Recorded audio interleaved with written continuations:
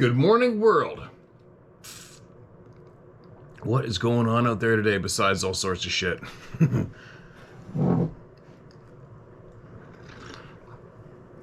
What time is it here? I don't know what time it is. 5:30 or something. It's pitch black out there. Pissing rain still. Man. This place gets a lot of rain. It's frustrating because it absolutely stops steelhead fishing dead, and I'm ready to go. I want to go steelheading bad. I want to get out of this room and get into the forest and share the outdoors with everybody. I love doing that. Now, there's a pile on the phone, as usual, a lot. And I wonder if, I won't do it today, but I might do it today. Maybe I'll read the comment section below this video, and if you want, I will share with you why we traveled to where we went and what the differences are between that country over there and this country here and the one next to us, North America as a whole, and what we do there. I would love to share the differences, and it would help shed some light on how we are missing a lot here. And meanwhile, we think that some of these other countries are third world countries, quote. They're absolutely not. They got it going on. These countries, Thailand is one of 3 countries that's never, ever been invaded or occupied, ever. Very proud people in that country. I mean, they probably got houses older than Canada, for crying out loud, right? They got it going on. They've got it going on. And when you go and spend enough time over there, and you're innocent, you just go, you're not looking for differences, but when you do go there and you see, and then you realize, huh? You see what they got going on, and then you realize what's going on over here, various topics, and then you come home and it's kind of like, what? Are we seriously doing these things? It's really bizarre. It's really bizarre. You know, one quick one I'll give you, though, as a small example, just one teeny one. They're flying the same planes we are. Same planes, same fuel, right? And we took a 1-hour flight. I think it's an hour. 1-hour flight. Now, most of us have done 1-hour flights in North America, right? You know how you are treated and what you receive in those flights. 1-hour flight. Now, all the staff are 100% kind, gentle people. No matter what, no matter how bad of a douchebag sitting there being an idiot. If there ever is one, I can't see it myself, but I'm sure it probably happens. But get this one. In a 1-hour flight, you get a warm meal. I mean, a full frickin' meal with metal cutlery. As in metal cutlery. Spoon, fork. And then you look at, and the cost too is like, what was it? Works out to like maybe $160 each or something. And then you come home and the drastic difference just right there is huge.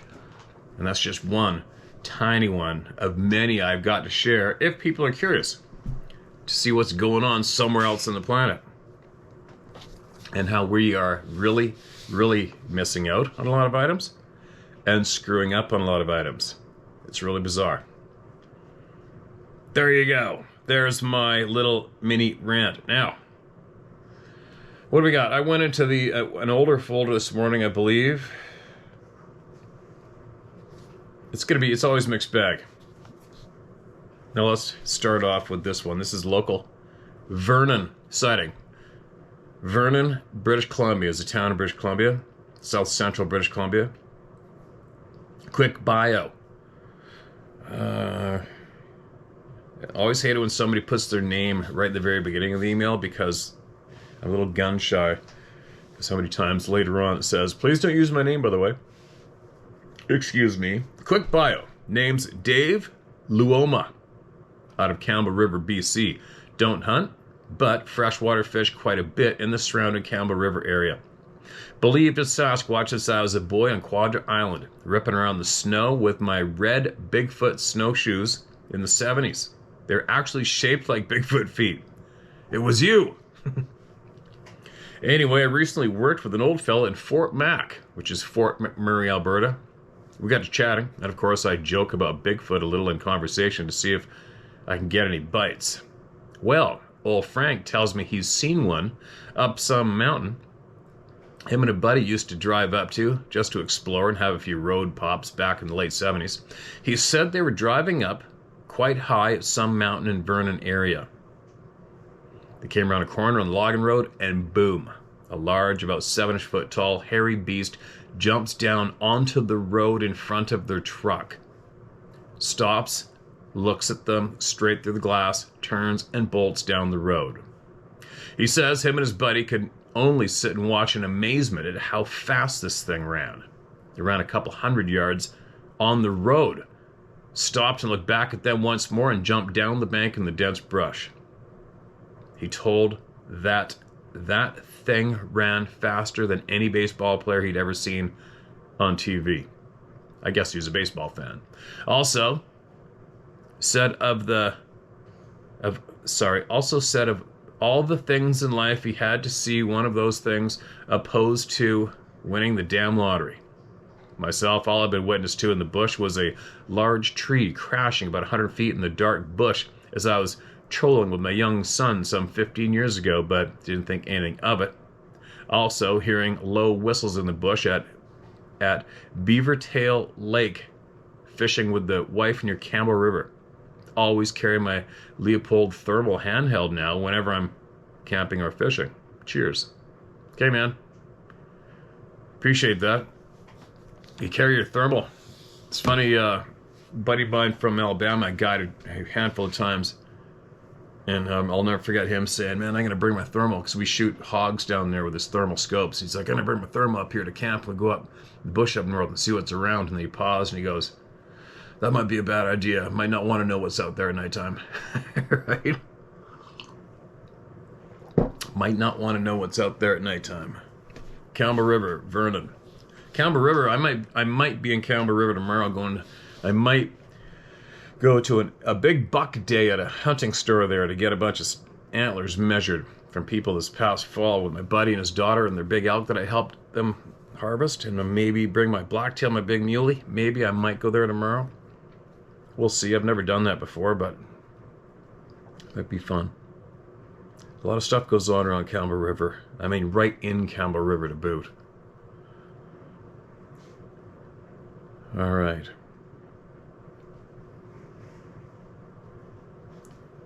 Mark, this next one is read. Dear Steve, please read my story. It's extremely detailed and terrifying. This is back in 2020. Hi Steve, my name is Josh Miller, and I had an experience in 2004 that shook the core of my beliefs and who I became as a person. Please feel free to share my name, as I'm not scared to have my name and my story publicly explained. Welcome to the club of the free and brave, man. As a matter of fact, I've been waiting for a channel or a way to get my story out for years. I'm still actually considering writing a small book on my experience. Oh, wow. I have spent years and hours and weeks and months researching, reading, and trying to understand what happened and the process in which any of this could have been possible. I'm now 36, and I still can remember that night 16 years ago like it was yesterday. What happened to me that night was beyond terrifying and traumatic. There are no words to describe the fear and the PTSD that came from that night.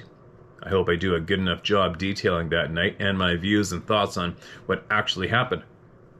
Also, to understand this story, I will explain the events prior to this experience that I believed had a factor in what happened that night. When I was in my 18 to 19 years old, I started dating a girl whom I knew well and was friends with. We were quite close and had a very good relationship. Once we had started getting to know each other, she told me a story a few months after we started dating. The story itself bothered me some due to the fact that I knew her family quite well, and also the events that she had explained to me had happened to other cattle farmers in the area. We lived in northeast Saskatchewan, in a small community that bordered the edge of the northern provincial forest, meaning you stepped into the bush and went north, you would never see another field again. It's beautiful country and an outdoorsman's paradise. It's a pretty desolate community for the most part. It was a staple in the logging industry for years, as well as some farming. So years prior to our meeting, when I was still a kid, there were these stories of cattle mutilations going around. Some farmers were experiencing these weird experiences where certain organs and other genitals were being extracted from farm animals. At the time, before the internet was a thing, people would say stupid shit like it was satanic cults and whatever. The only catch was the veterinarians and cops said no people could have performed these precise surgical procedures, and therefore were speechless. So, rumors flew around and stories got out of hand. All the while I knew in my heart it had to do with UFOs. I knew this as a kid, but I always kept my mouth shut so the bullies and haters wouldn't make fun of you. Fast forward a decade, and I'm sitting with this young lady, and she says, I have something that I want to tell you that happened here on our farm some years ago. She began to explain to me that her and her family were on a camping trip on a long weekend in the summer. I think it was Canada Day weekend, if I remember correctly. Anyway, she said when they returned from their hot weekend, they drove down the lane and into the yard and saw something that made all their hair stand. One of the pigs was dead, standing on all fours, with certain things removed from the body. It was lightly burnt, and there wasn't an insect, raven, or animal that would go near it. It was 30 degrees Celsius all weekend, so kind of weird that the flies or anything weren't on it and wouldn't go near it. The fact it was standing, looking straight out, dead on all fours, was hard for them to witness. The other thing that's odd, is that the couple hundred other market pigs were reared up in the back 40 of one corral, scared shitless like they had all seen ghosts. So, they called the cops. And once again, there were no answers, no anything that came out of it. It was chalked up to just another animal mutilation in the area. This shit was happening all over the world at the time, but until the internet, it was hard to know what the rest of the world was experiencing.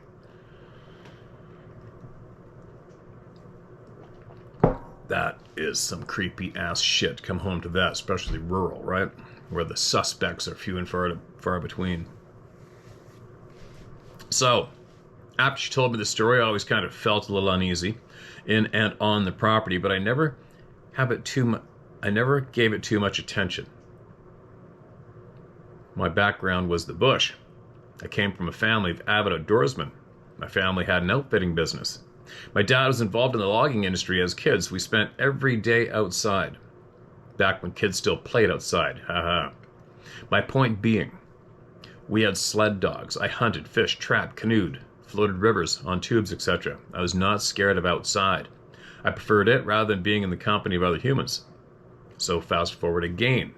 2 summers later, after we had met, her father had been working for a year now in northern Alberta. Her other siblings had now been away at college for a couple of years. It was just her and her mother there, and I helped with the duties around the farm as much as I could with everyone being away now. They had sold all the farm animals, and the house and property was pretty quiet. Just the 2 girls and their cats. They had about 9 of them, 5 of them being house cats. They drove me nuts because I guess they helped keep them company. I started working in the oil field the fall prior and could only help when I was around. This was her last summer at home, as well as she had planned on moving away to attend college as well. So, that summer, we spent as much time with each other as we could. It was a good summer. The last summer we dated was going to have a night that would change us forever, me especially. She had been at work until around 10 p.m., and I asked if I would come out and watch a movie that evening. I was on days off and agreed I would come out and stay up a little later. I can remember that night very vividly. I was driving out to the house. It was a beautiful warm night. It was a little humid but warm, and the moon was out. I was driving slow with the windows open down the highway, enjoying that smell of all the foliage in the summer. You could hear the crickets and the frogs singing their songs. I remember thinking, man, what a beautiful night. As I was pulling up to the house, I got out of my 4Runner and walked through the overhead garage door as it usually stayed open in the summer. I was once again greeted by the stampede of cats that wanted their scratches and attention. She greeted me at the door, and I followed her to her room to watch a movie. We were trying to be quiet as her mom just got off afternoon shift. She was obsessed with those candle-scented burners, and had lit a few. We had the bedroom window open. It was a really warm summer night, and the large house did not have air conditioning. We had settled in and out. We're visiting all the while. You could hear all the crickets and frogs singing. Okay, I thought you meant we settled in and outside. Okay, sorry. Confusing sentence. Sorry, you guys. I'll just read it one more time. I read everything word for word, right? We had settled in and out. We're visiting all the while. You could hear all the crickets and frogs singing. You could hear the surrounding neighbors' cattle and horses, as well as the odd coyote. Nothing seemed out of the ordinary. So, I got up to put in the DVD, and it was loading. And as it was loading, the farm animals of the neighbors, as well as all the dogs within 2 miles, started going absolutely batshit crazy. We paused the DVD and just listened. And she said to me, I wonder what's going on out there. I said to her, it's probably just a bear, some wolves rolling through, spooking the animals. And then everything went dead quiet. Not a frog, not a cricket, and I mean nothing was making a peep, and my hair began to stand. She looked at me and said, I'm kind of scared, Josh. I said, just stay quiet, it'll be fine. I was not fine. I knew something was up. Then 2 to 5 minutes later, we heard the blood-curdling scream I've ever heard. We both shot under the blanket and held out our hands over our ears. It was so loud. I mean, indescribable. It sounded like a mixture of a cougar, a human, and a demon. It sounded like something out of your worst effing nightmare. The worst part is, this is about 12 yards from the house, outside her window, straight north of the house, along the bush line. We laid there and shook in terror. She was starting to tear up in fear, and to be honest, I wasn't far behind her, but I was trying to be strong for her. I didn't want her to know how scared I was. Time stood still for what seemed like hours passed, and we were finally able to get our bearings. She asked over and over what I thought it was, and I assured her it would be okay. We decided to carry on with the movie. Really? Crazy. That's not crazy. How many people experience something so frickin' right out of there, and they go back to doing what they were doing. So many people. The movie was a nice distraction, and it took our minds off the prior event. I got up to stop the movie and turn the TV off, and as soon as I stood up, this thing started screaming again. This time closer and underneath the window. I just about pissed my pants. Then I dove across the room into the bed to join her under the blankets. We held each other like we were about to die. It was the most god-awful, terrifying, soul-sucking scream ever. The depths and the tones and the screams sounded like they were straight out of hell. I laid there and I remember going into survival mode. Then she looked up at me and whispered, "Did you lock the door when you came in?" And my heart sank. I knew what she was going to ask next. So she said, "Can you please go check the door and get my kitties?" I remember blatantly looking into her eyes and saying, "F your kitties, I'm not going out there." She started crying and begging. I gave in and said, "Fine." And I asked, "Does your dad have a gun in the house anywhere?" And she said, "I think there's an old .22 in the bathroom on the porch." So I decided to go check the door, stick my head out and try to whisper for those effing cats. The whole south side of the house had great big picture windows. And anything outside would surely see me, walking through the house, if it by this time made its way to the south side of the yard. So I crawled on the floor in the dark across the house towards the back door porch. And door, never once turning on a light. I fumbled the bathroom closet until I felt like what I had was a .22. And then through the junk drawer to find a few shells as well as a flashlight. and then opened up the back door in the garage and proceeded to go slowly open the man door on the north side of the house to call the cats and shine a light in the bush line, 10 to 12 yards away from the house. My adrenaline was through the roof. Every sense heightened, and I could hear nothing but my heart beating. As I very quietly whispered the names of the cats, I strobed the bush line with a shitty old Duracell flashlight in one hand and a rusted out single shot 22 in the other.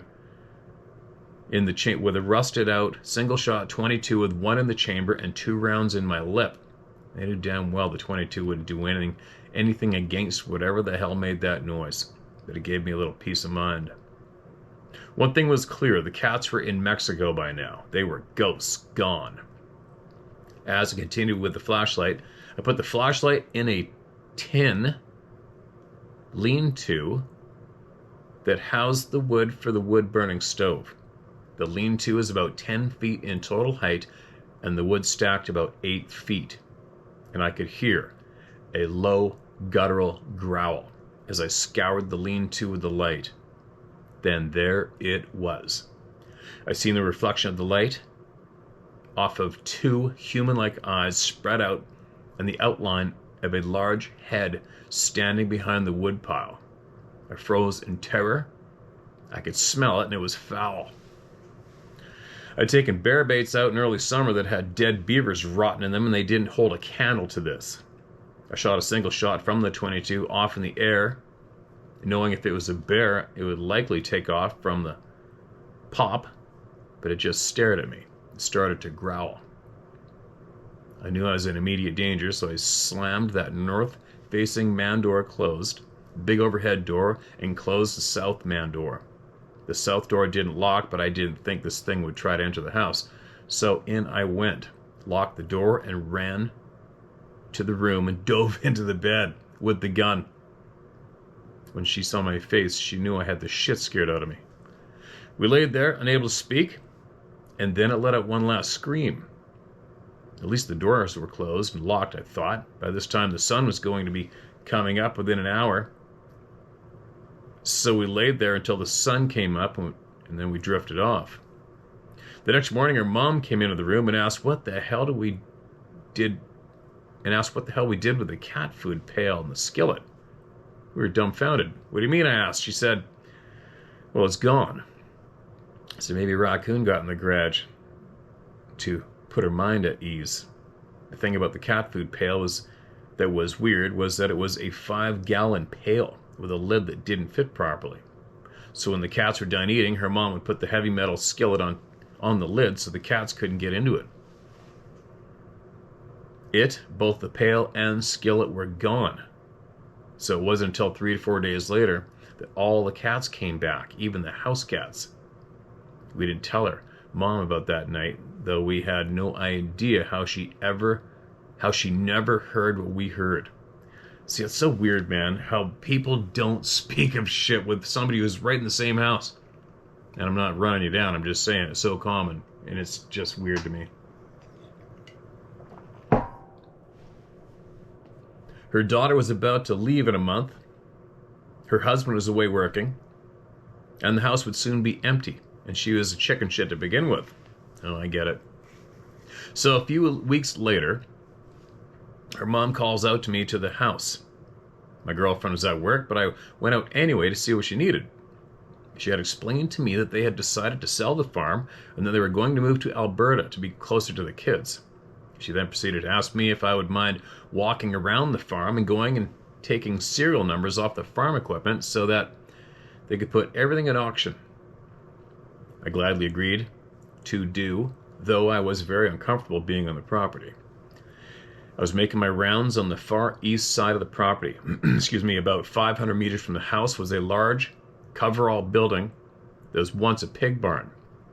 There were some implements parked in there, so I went in to find the serial numbers. I was walking around the grain dryer in the back corner, and my heart dropped.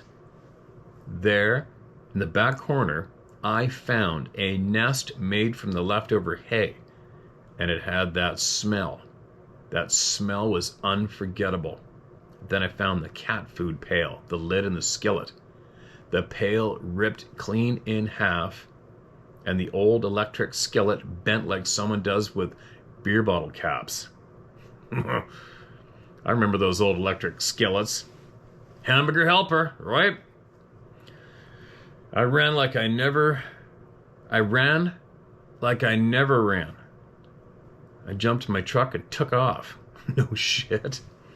To this day, I'll never know if that animal mutilation and that Sasquatch were related, like as in UFO activity on that property, but it made me wonder. Often they are described to be involved with each other. I quit hunting and camping for nearly 5 years after that. I was also scared to be in the forest alone, especially at night. I also struggled with alcohol after this experience for some time. Sorry guys, let me do that again. I also struggled with alcohol after this experience for some time, as it was the only way I could sleep without having the nightmares. Oh my god, no shit, that sucks. So, I want my story to be told in here through you, to bring some peace and ease to the minds of people who struggle with these experiences. I'm a spiritual person. I've always been very open-minded. Maybe someday we will understand whether these beings are of the Nephilim or if they are interdimensional. I hope the story helps someone. We have a special thanks to you, Steve, for being our voice. Thanks, man. Much love. God bless. Joshua. Right back at you, Joshua. I'm sorry this took so long to find. Did it? Yeah, it's been a while. You emailed that in, man. I hope you're still here following, and I hope you understand the magnitude of the emails I have. It's off. People probably don't even believe me. People probably don't even believe how many there's a horse staring at me through the window, starting to get light out. Kind of weird. You're reading these stories and you live rural and it's just getting gloomy light out, and all of a sudden I see this big black head come out of the corner of the door there. Anyway, the amount of people that email in, and then you hear of these other guys, you know, the ones who somewhat sort of controlled the narrative for quite some time, and they'd only say, oh, you know, we had about 5 or 6 legitimate stories come in this year. Did ya? Yeah. There's a lot more going on than that. We've proven that. Anyway, it's not it almost adds to the mystery a little bit, is why all of a sudden do these beings need to take shelter in barns? And that's very common. A lot of people have had these things decide that the barn was going to be their space for whatever reason they needed to be there. Why do they need to be there? Isn't that weird? Think about it. Like we said before, what I've been saying a lot is when these suckers show up, so many of them act like they just got here, right? Especially that kind lady that rode in from Utah, I think. You have that one ripping in the back 40 by the pump house building. Dart going tree to tree to tree, broad daylight. And that made me think instantly, oh yeah? Well, how'd you end up there? Why are you panicking trying to get away from there when it would have been real easy to avoid ending up there in the night like nothing? Why, right? Why would you go take refuge in a human's backyard, literally 30 or 40 feet away from where they're sleeping with guns, and go stash yourself in their barn? Huh? And then hammer back some cat food. The food, I'm not curious about the food thing at all. I understand that these beings got no qualms at eating all sorts of weird shit. So I'm not really too concerned about what they're eating. But why? I always just try to think rationally as I can. And I'm picturing showing up here and knowing how easy it is to avoid human beings. It's so easy. Why am I going to go stash myself in their frickin' barn? Right? Why, you guys? Why? Why are you going to go stash yourself in the barn of the human beings that are sleeping right there with possibly high-power rifles? I don't get it. Why are you going to announce your arrival your presence by growling and screaming at their bedroom frickin' window. Why would you do that? It does not make sense unless you are as smart as a pickle. Right? Especially rural.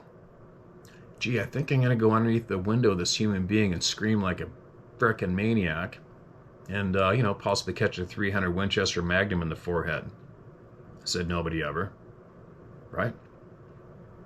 I mean, face it, you guys, we wouldn't even do that as humans. You wouldn't go to your friend's farm at 2 in the morning and start scaring the shit out of them intentionally outside their window in the darkness, right? I guarantee you, somebody did that here. It's probably not going to end too well for you, right? Anyway, sorry I'm babbling, and that frickin' heater's driving me bonkers. I don't like that. I don't like any background sound. There we go. Solve that in the flick of a switch. Peace and quiet. Notice I can't keep my eyes up the forest when it's getting gloomy first light.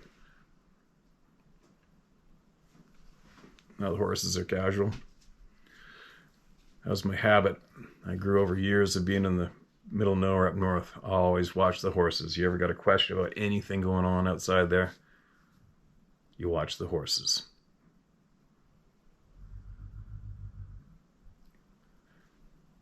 All right, here we go. Here's another one. I gotta feed those horses. They're letting me know. This is titled, I Think This Might Interest You. Dave. All right. First off, thanks so much for being candid about mainstream media lies. Remember, mainstream media is not a stream, it's a sewer. I'll keep this story as brief as possible. This may seem to be an off-track story, but please realize that it has relevance to your mission. My name is Dave Harwood. Feel free to use my name. I always have, and all that I know to be true. I just turned 60 years of age, saw the Patterson-Gimlin film firsthand when I was 7 years old. I never doubted it. So very clear, even to my young eyes, that I could not see how the people around me could ever be so blind. I've lived 10 years in the outer region of Colorado, now residing in the mountains of North Carolina. In my years in Colorado, I always ask questions of the locals. Have you ever seen the big man in the outer areas? Few would say anything until they were alone. Among those who have confided in me, a park ranger who saw a being standing by the Eagle River near Gypsum, Colorado.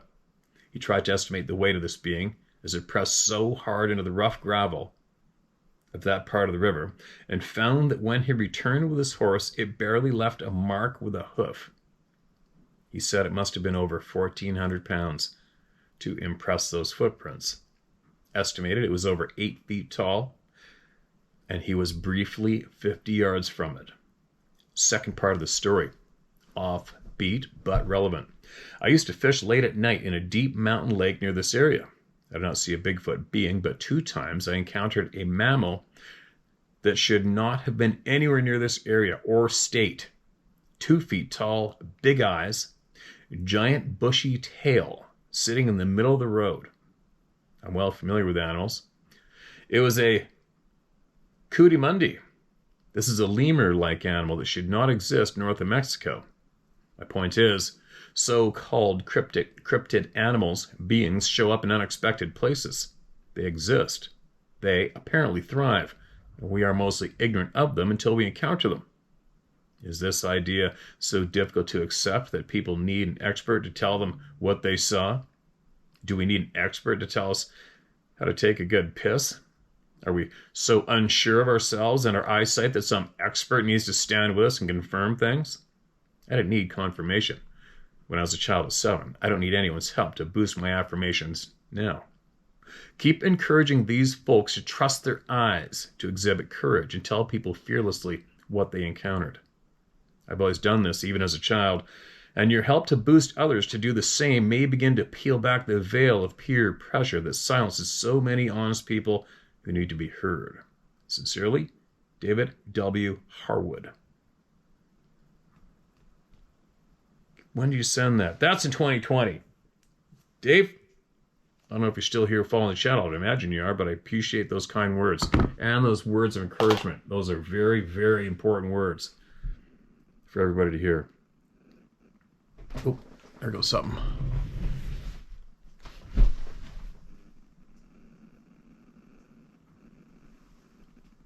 That was a deer. See how fast I move when there's something moving the timber right there. It's just gloomy light. I don't know if it was a buck or not, whatever. I gotta go out and feed those horses. Maybe I'll go out and feed the horses right now and then I'll come back in. 1,400 pounds.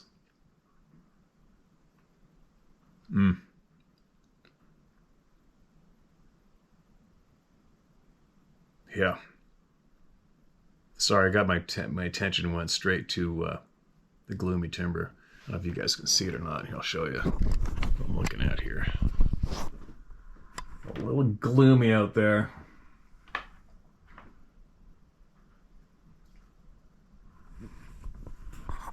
It's that exciting time for an outdoorsman too, right? When you normally your senses are typically on fire. When you're in that timber alone by yourself and it's dark and it's just starting to get light out, you are just so trying to see if anything's alive out there moving or not. But anyway, I'm gonna go feed the horses. I'm gonna come back.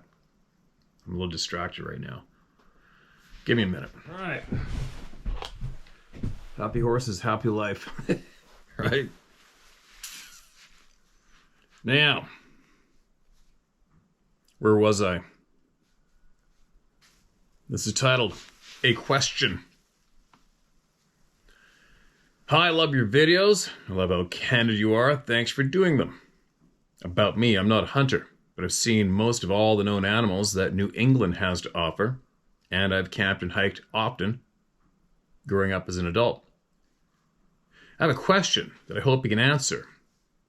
How you answer will be my story, I guess. My question is, how heavy are a moose's footfalls if you heard them up close? I was with a friend in the woods in southern Maine near some power lines that about a skydiving airport. I was with a friend in some woods in southern Maine near some power lines that must have meant that were above a skydiving airport. We're looking for a jumper's main parachute that he had cut away. We heard very heavy footsteps near to where we were, though we didn't see anything. We didn't hear any brush or sticks snapping. It's just the footfalls. They were so heavy, we could feel what I will call the impact tremors. I wonder if it was a moose, or if it was just a slow boom. Oh, sorry. I wonder if it was a moose. It was just a slow boom, boom, boom. We were both very scared and got the hell back to the DZ as fast as we could. So, can a moose's footfall sound that heavy? Thanks in advance for your time. Cheers, Beth. Beth, appreciate the email and the time you took to emails. And the question. That I can answer with confidence. No. I guess I'd imagine if you were laying on the ground and a thing walked right by you, but no, they don't do that. Some people may want to argue with me, and that's fine. I don't know how many moose I've had my hands on and called in and hunted and been around. It's definitely in the thousands, without a doubt. How close have I been to a huge, heavy, large moose in northern British Columbia? I've called them into 5 steps away. And believe me, if it wasn't for their antlers, you wouldn't hear them coming. You wouldn't hear them coming. If it wasn't for their antlers and them grunting, you wouldn't hear them coming. I don't know what it is about the toes, but they know how to keep it. They know how to move smoothly and not so loud, those footsteps. I mean, obviously you hear them in water. I've had them walking in a lake water right beside my tent in the dark. And that's just your obvious kabloosh, kabloosh, kabloosh. But hard ground, nope. You know, and then when the wrangler brings the horses in the morning in the dark and they're stumbling around outside the cabin window, you could definitely hear almost feel the footprints from horses on the ground. These are big frickin' northern horses too. Big Percheron cross, draft cross horses. Sometimes purebreds, but anyways, they're big ass horses, and you can, most everybody's been around horses walking in the ground, and it can sound pretty loud. You can hear it, ka-bunk, ka-bunk, ka-bunk. I can hear my horses walking outside this wall, but they are not vibrating the ground. You can feel the ground rumble when a bunch of them run by you, for sure, to a point. Not like, it's not going to scare the shit out of you. It's not overwhelming. It's not like, holy cow, do you feel the ground shake? It's not like that extreme. So there you go. I can say with confidence, no, it wasn't a moose. Moving along. Excuse me.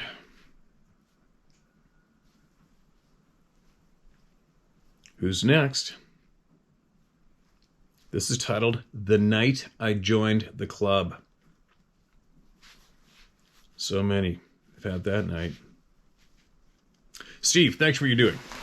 It's the help I've received from following along with the awe that comes from reading the edges of a mystery, that leads me to share my story.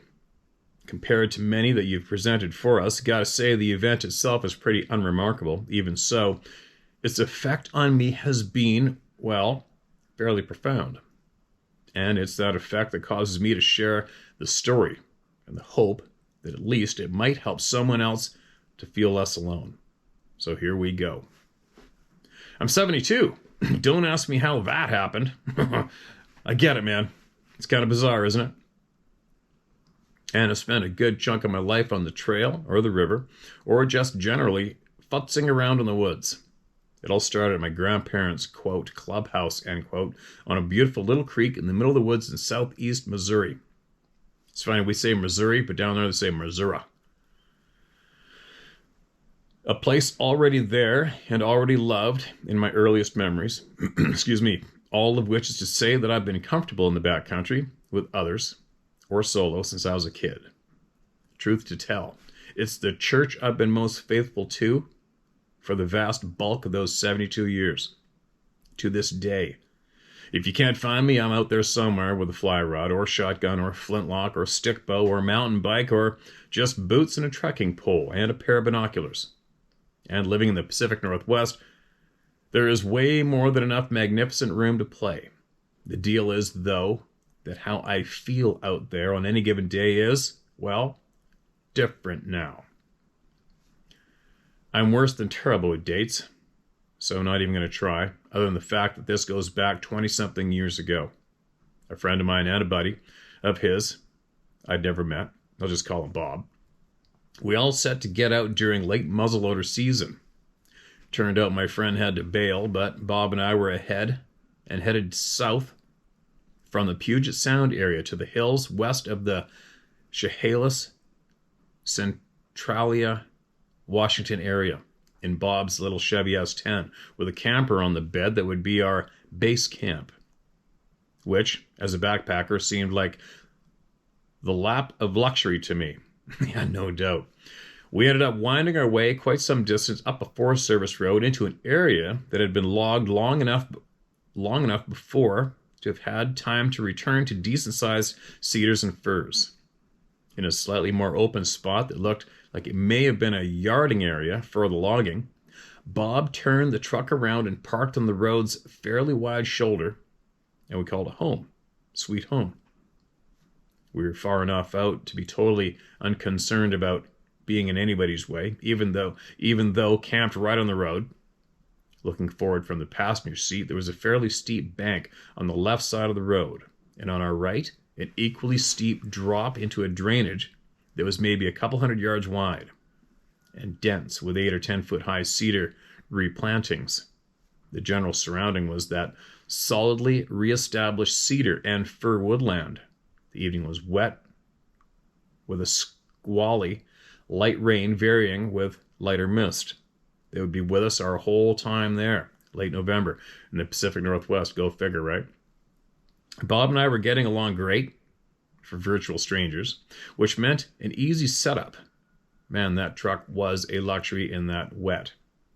A quick dinner and some loose planning for the next day. We were totally seat of the pants, neither of us ever having hunted or even walked that area before. We only had a few days and had just chosen a place with a good reputation for blacktails and then hoped for the best. But heck, we'd been out in the woods in a new place we'd never explored. The hunting, meat or no meat, would just be gravy. After breakfast the next day, we grabbed lunch, food, and water and headed out in opposite directions. We were both carrying our rifles, locked and loaded, but in truth, the day would be given over mostly just to trying to get the lay of the land and keeping an eye out for a sign that might suggest at least a reasonable chance of getting on deer for the next day. At that point, we had another 2 full days to hunt. We'd meet back at the truck for dinner. I remember a broken sky, periods of that misty rain, walking the road, watching for prints, the deer that were there. All right, and using the topo map to reach a couple of what I thought might act as a pinch points for traveling animals, one of which ended up looking pretty promising. The deer were clearly using it, so I'd focus my couple of following days there. Bob and I were both back at the truck as the woods went dusky. It was already fairly dark under the canopy, shooting light well gone. We'd both had good days, both gotten on sign, and both found likely spots. We were tired, hungry, and hopeful, and of course, despite our layering up for the day, wet, ready for some of that truck luxury. So, dinner, camp chat, sleeping bag, lights out. What follows is less a chronology. This happened, and then this, then this. Then it is a series of flashes of memory.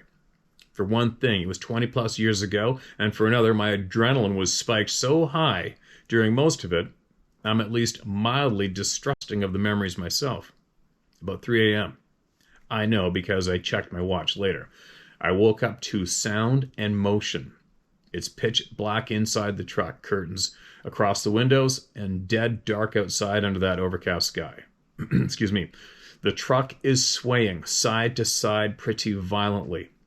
Not lifting off its wheels, but getting there, I'm instantly paralyzed, quite literally, with fear. I distinctly remember the sensation of being unable to move, even if I wanted to, which I don't.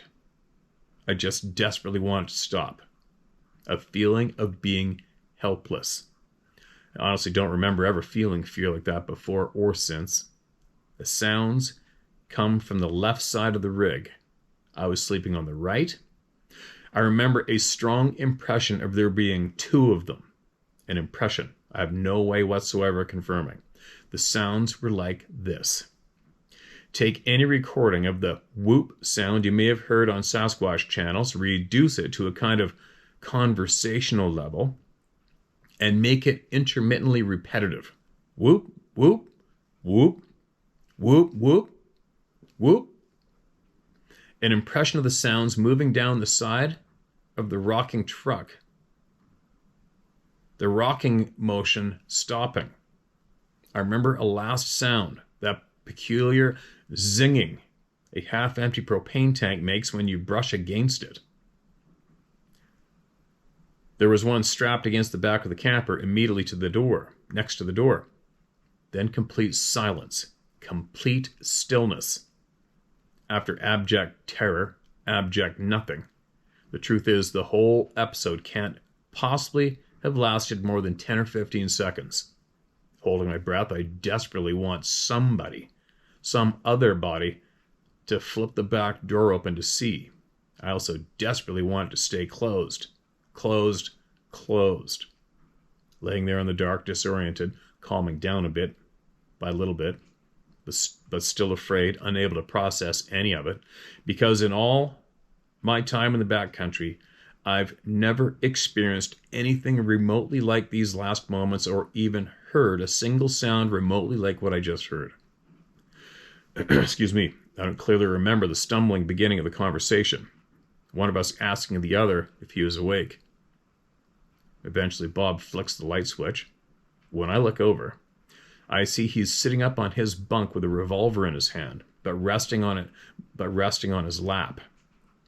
useless babble along the line of, "What the hell was that?" Both of us seriously shaken.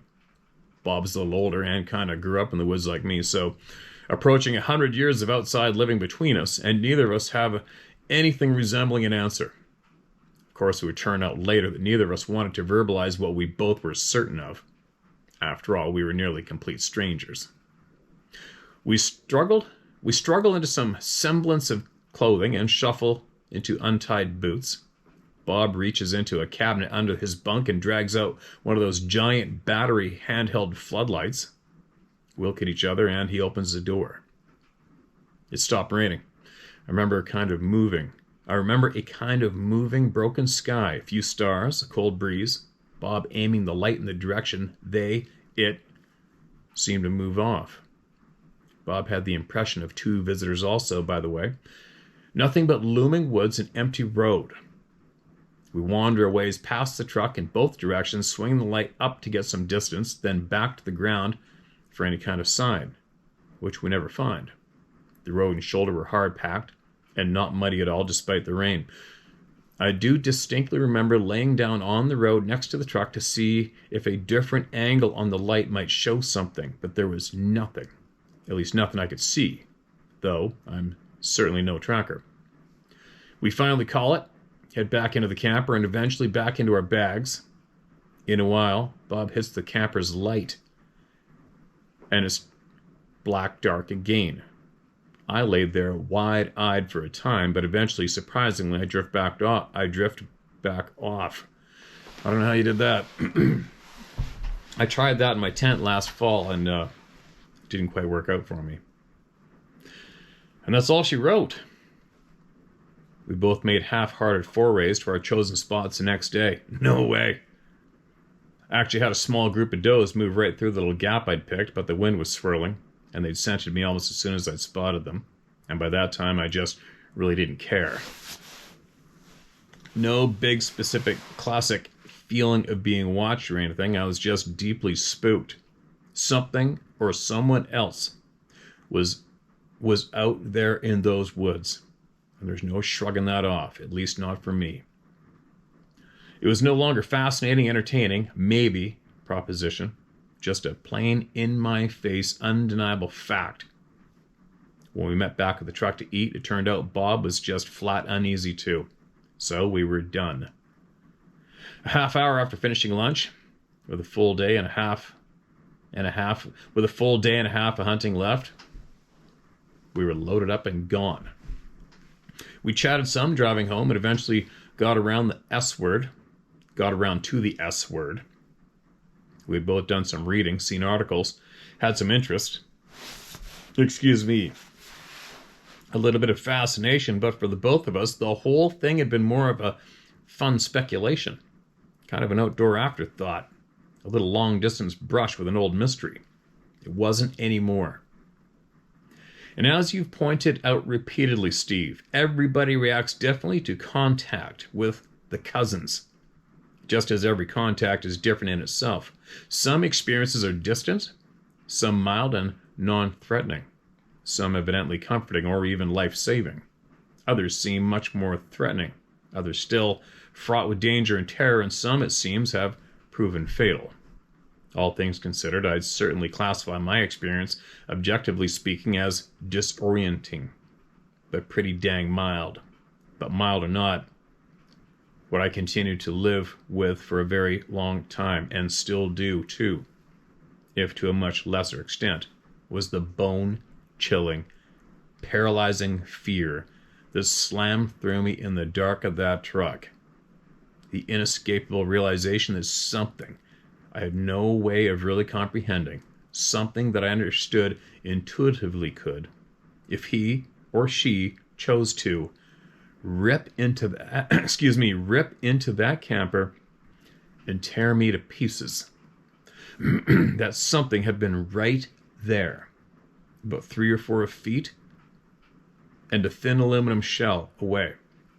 I totally get why, especially after more ominous forms of contact, lifelong outdoorsmen and women have found themselves no longer able to wander the backcountry freely, or ever again to do so alone, or to do so without being fairly heavily armed, or even, sadly, to do it at all, period. For my part, I never really felt as though I couldn't go back to the woods, but that said, since that night, the woods have never been the same for me. Never been as carefree and easy as they had been, especially when I'm solo, which is often the case. Sleeping in the backcountry now is always at least somewhat nervous for me, and I can see why, for many experiencers, day trips are doable, but they can never spend another night out there, no matter what the nature of the contact was. I still follow the Sasquatch phenomenon, the Bigfoot channels, the articles, and the science to the extent there is much real science. I never walk the woods without keeping a half eye out for signs, not only of all the wonderful usual suspects, deer, elk, coyote, bear, cougar, but also signs the cousins have been walking there too. Occasionally I'm out there looking only for their signs. Without a doubt, I'm still fascinated, but I have to be careful. What I felt that night still lives quietly in me, and too much exposure, especially to stories full of terror and ugliness, can trigger a deepened unease that can make the next outing a series of moments of pushing past my fear. And too much of that just ain't fun. I guess I'd just say that any day out there, for any reason, is still mostly a joy for me, but some days are more burdened, maybe, than they ever used to be. Even now, more than 20 years later, bottom line, I feel privileged to have had that night and the contact, however passing. It allowed me, and I'm still awed and grateful.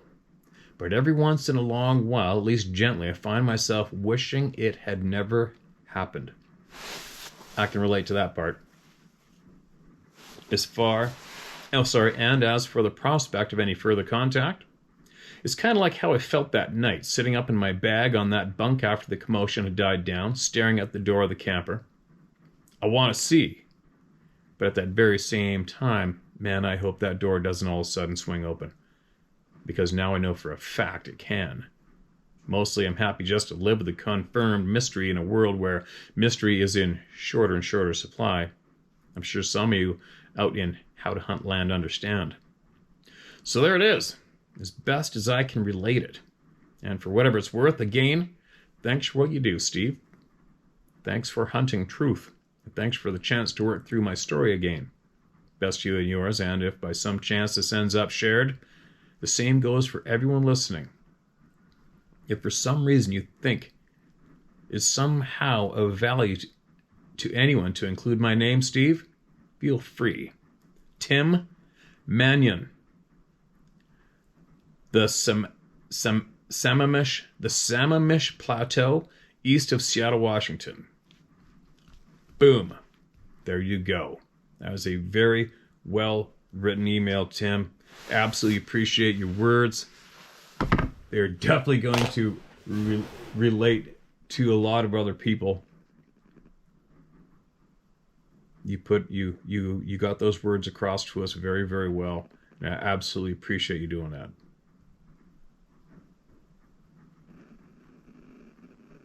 I wonder how many people are here that are still silent in the back bleachers and heard his words and feel that they can relate somewhat strongly to that, right? Those words. There's been a handful of people who've had the vehicles shook. And I always remember, I don't know why, years ago I read possibly in one of John Green's books, or maybe it was Dr. John Vandernagel's book, of those 5 hunters in Alberta near Nordegg who had the fifth wheel trailer behind the truck for the hunting camp, and those guys said that thing, the tail end of that fifth wheel trailer got picked up and shook like a tin can with those guys getting rattled inside of it and slammed back down on the ground. You know, it probably doesn't sound like too much for the majority of us to hear those words, but if you just take a few seconds out of the time right now, maybe close your eyes. You've been in a camper before. Picture being in a frickin' camper, a pickup truck even. Who gives a shit with a campy on it? Just picture that. For real. Picture being in that camper and that thing getting picked up and shook like nothing. Right? You know how intimidating that is for real? Like, seriously, really picture it. I remember when that little cabin I was in got slapped. Fuck. It shook the frickin' wood stove, man. It shook the wood stove and the chimney pipe. Scared the living shit out of me. By myself, no phone, dim light, reading a book, and just a small little rectangle box, right? So I'm laying on that couch. There's the door right there. I mean, the door is right there with a window in the door, a window in the wall, and then a window in the end. No window on the wall behind me. And no curtains. Just pitch black out there. I got no flashlight. Not that I would have went out there anyway. I'll never, ever forget that. And that was after I had that being up on that rock, maybe 10 yards from me, squatting down, watching me, knowing I was coming. And then that walk out of the woods, that was frickin' terrifying too, right? But I couldn't, I've felt the alarm and the scared part. I'm trying to actually picture being in a pickup truck with a canopy on it, or a fifth wheel, a trailer, whatever. And that sucker getting picked up and shook with you in it.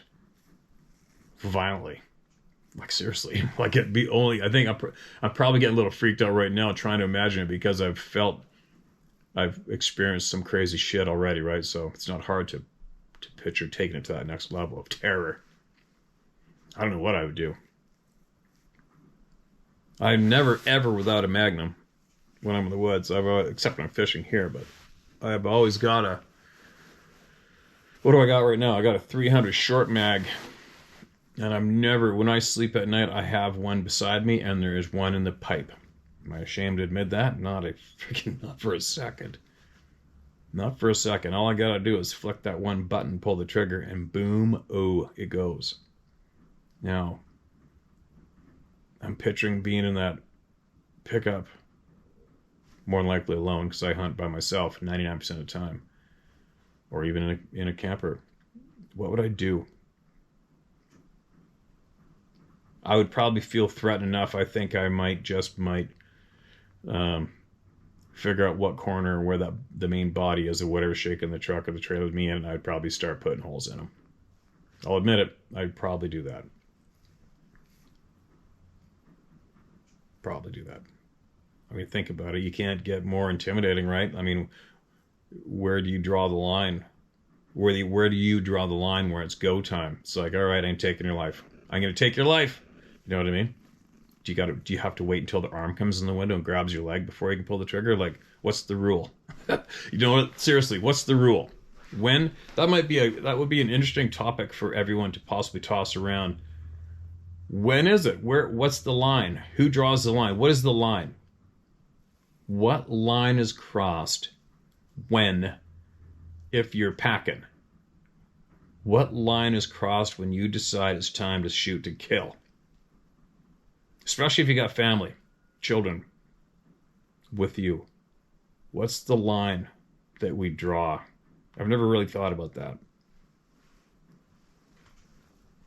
Picking up your vehicle and shaking you with you in it, that's probably a crossed line, I'd say, right? I mean, I wouldn't do that to them. You know what I mean? In the dark, in the middle of nowhere, and nobody to bail you out. You're in a tin can, and something is basically focused on your ass and trying intently to terrorize the shit out of you, if not worse. I think that's warranted to start putting holes through it. I think. Anyway.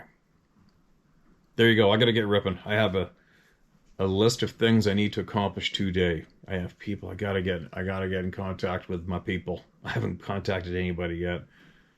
Sarah had a bit of a tough go yesterday. She's been sick, and it's just been a bit of a shit show coming home. I don't need to bitch about it on here and share everything, but it's a bit of a shit show. But I have to get in contact with my people today. That shit I gotta complete out here, and I'm gonna do some podcasts very soon. And I might go to Campbell River tomorrow, and I might go to the Horn. It's called a Big Antler Day or Big Buck Day at this Sporting Goods store, River Sportsman or something. I just might go to that, maybe. Maybe. Share my story at howtohunt.com. That's where you get it heard word for word. And I hope the people that were heard today, they sent their emails in a couple years ago. There's thousands of people waiting to be heard already. It's amazing, isn't it? But at the same time, it should have a big impact on you and how you feel about this topic, right? And also, it should have a big impact on how you feel about how this subject has been treated by the so-called narrative holders in the past, and how many people they shunned away and kept suppressed and hidden. Right? Anyway, there you go. Babbling over. Pretty sure I had a whole bunch of shit I wanted to share. It'll come back. And I'll get it shared. I'll be back.